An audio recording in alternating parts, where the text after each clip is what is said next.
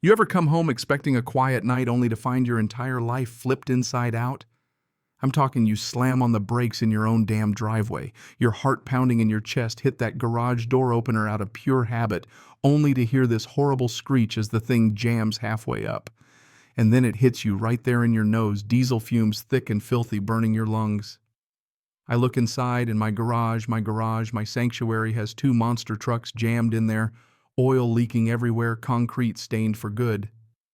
That, my friend, is what a home invasion feels like when the invader comes armed with a clipboard and a fake smile. There she stood, blocking my spot, daring me to react, Delilah. You know the type. The infamous HOA vice president, weaponized clipboard in one hand, smugness dripping off her lips, standing there like she owns the damn world. "What the hell are your trucks doing in my garage?" I roared, honestly shaking with anger. She gives me this look like I'm the crazy one and says, "Emergency protocol. I have the master keys. It's for the good of the community. One truck's got HOA board member plastered across it, the other's her husband's work beast. No apology, just arrogance." They'd snuck in while I was gone, handed me a violation notice like some kind of twisted prize. This was power-drunk Karen energy. But what she didn't know was she'd just started a war with the absolute wrong guy.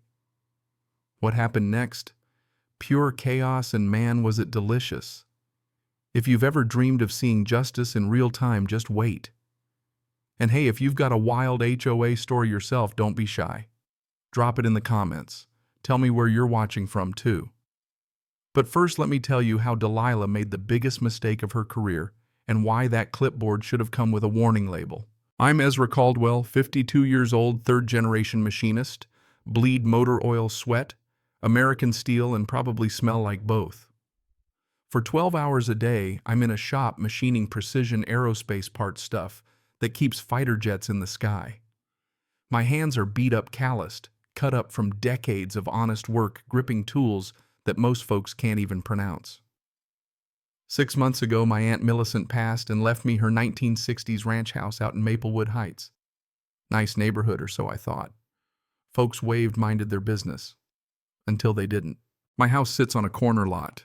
Nothing fancy, just a single-car garage, barely big enough for my pride and joy, my dad's old '85 Chevy pickup. That truck, it's 3 generations of Caldwell blood, sweat, and late nights. Every bolt, every wire painted by hand. That garage was our legacy.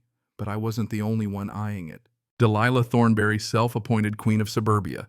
She'd been circling my property for months. Blonde hair, 2 perfect nails that never touched dirt, always behind the wheel of a Mercedes worth more than my yearly wage. For 8 years, she's terrorized this place, measuring grass with rulers, photographing violations like she's prepping a case for the Supreme Court. Oh, and her husband just happens to own Thornberry Construction. Funny how every violation comes with a little business card for their correction services. A few weeks back, the city announced street resurfacing. Normal people might ask neighbors for a little parking help. Not Delilah. She declared her cronies' driveways priority zones and without a word decided my garage was now emergency overflow parking for the community's vehicles. No request, no notice, no nothing. Just because she could. That evening I tore through Aunt Millicent's paperwork looking for anything to fight back with. The smell of old boxes, the feel of brittle paper reminded me of every Christmas and family dinner I'd ever had in that house. Then beneath a pile of recipe clippings, I found it the original 1962 subdivision deed. My hands were shaking when I opened it up. Turns out my corner lot actually included 15 extra feet of land the HOA had been calling common area for 60 years.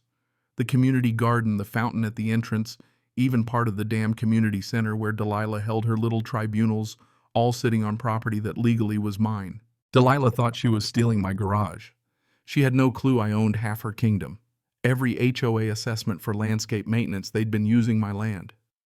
Every meeting they held to flex their authority happened on ground that never belonged to them. That night, while the stink of diesel still hung in the air, I realized I had the ammo to end her reign. Delilah assumed I'd be a pushover, just another homeowner too scared to fight. But she'd never dealt with someone who engineers solutions for a living. Morning comes and my driveway's a circus. Police officers, a tow truck, and Delilah shrieking about illegal imprisonment of community property. The lead officer takes one look at my deed and shakes his head. "Ma'am, these vehicles are trespassing."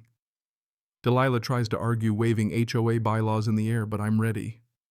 Officer, there's no emergency clause here. No consent. And by the way, the HOA's been squatting on my land for 6 decades.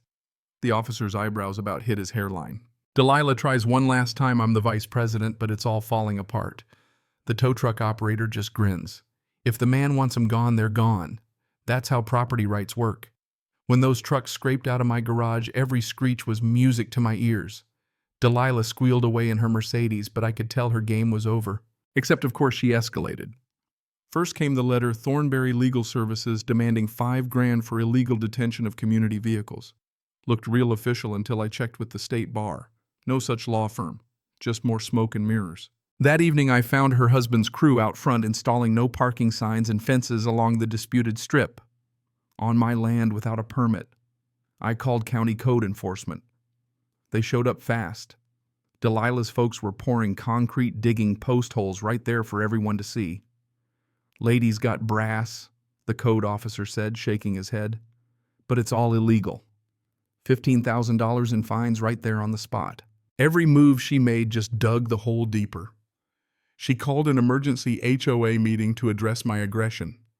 I showed up with a surveyor, my attorney, and best part Jessica Martinez from Channel 7 News. Before Delilah could start, my attorney dropped the bomb. This community center sits on land you don't own. My client's property extends 15 feet beyond what you've been telling residents for 60 years. Gasps, whispers. Jessica Martinez, sharp as ever, brings up financial records showing Thornberry Construction had raked in $200,000 in contracts for maintenance on my land. Delilah melts down in real time. Her authority, her reputation evaporated under the spotlight. That's when neighbors started bringing me their stories.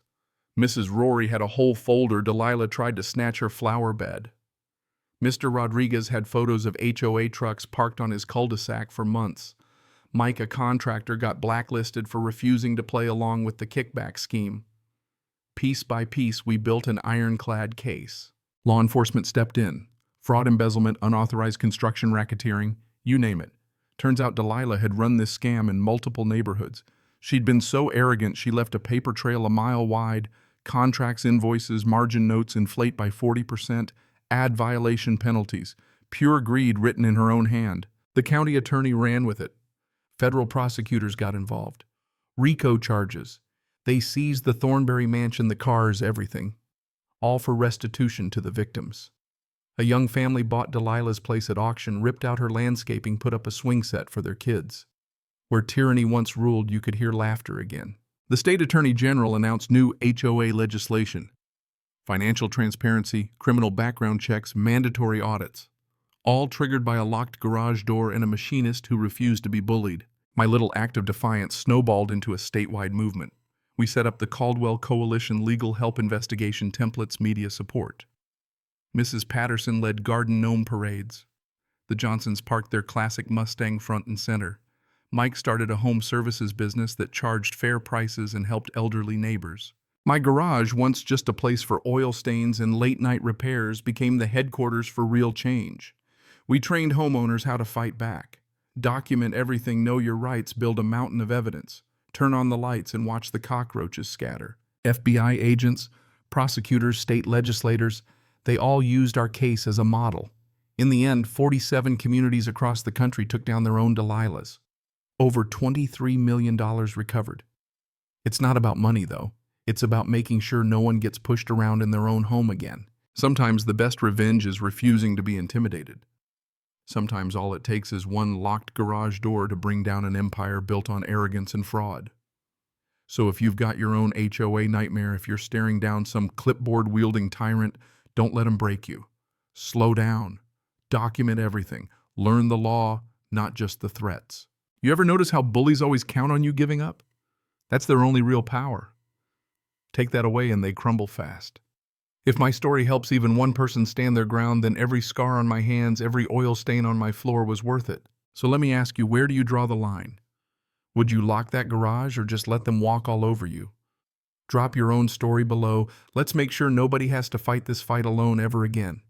Because sometimes justice isn't a courtroom, it's a locked door, a good deed, and the stubborn refusal to back down when it counts.